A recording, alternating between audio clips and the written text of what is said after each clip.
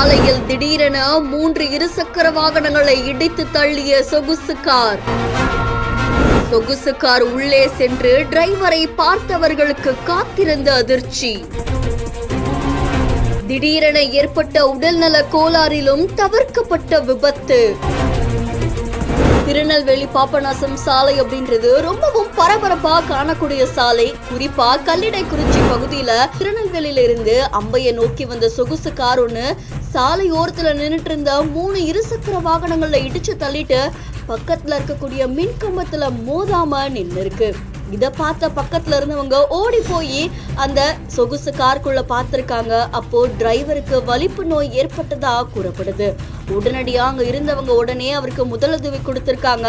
அதை தொடர்ந்து தகவல் அறிஞ்சு சம்பவ இடத்துக்கு வந்த கல்லிடைக்குறிச்சி போலீசார் டிரைவரை மீட்டு அம்பை அரசு மருத்துவமனைக்கு அனுப்பி வச்சிருக்காங்க. வாகனங்கள் மட்டும் சேதமாக இருக்கிறதா தெரிவிக்கப்பட்டிருக்கு. உடல்நலை கோளாறு ஏற்பட்டிருந்தாலுமே டிரைவருடைய சாமர்த்தியத்தால அந்த பகுதியில் பெரும் விபத்து தவிர்க்கப்பட்டதா தெரிவிக்கப்பட்டிருக்கு. இந்த சம்பவம் அந்த பகுதியில் பெரும் பரபரப்பையும் அதிர்ச்சியையும் ஏற்படுத்தியிருக்கு. கடைசியில் ஆக்சிடென்ட் ஆகி சதீஷ் ரொம்ப அழுவாரு.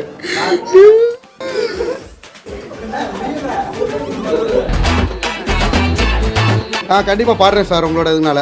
மழை சுடுகின்றதே அடி இது காதலா, தீ குளிர்கின்றதே அடி இது காதலா.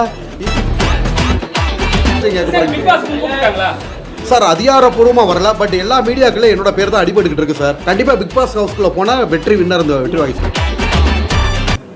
சார். இந்த படம் சட்டமின் கையில் சதீஷ் அண்ணாவுக்கு ஒரு பெரிய திருப்பு முனையாக அமையும். அதில் பார்த்தீங்கன்னா செகண்ட் ஹாஃப் சான்ஸே இல்லைங்க. ரொம்ப வித்தியாசமாக இருந்துச்சு. எதிர்பார்க்காத ட்விஸ்ட்டு.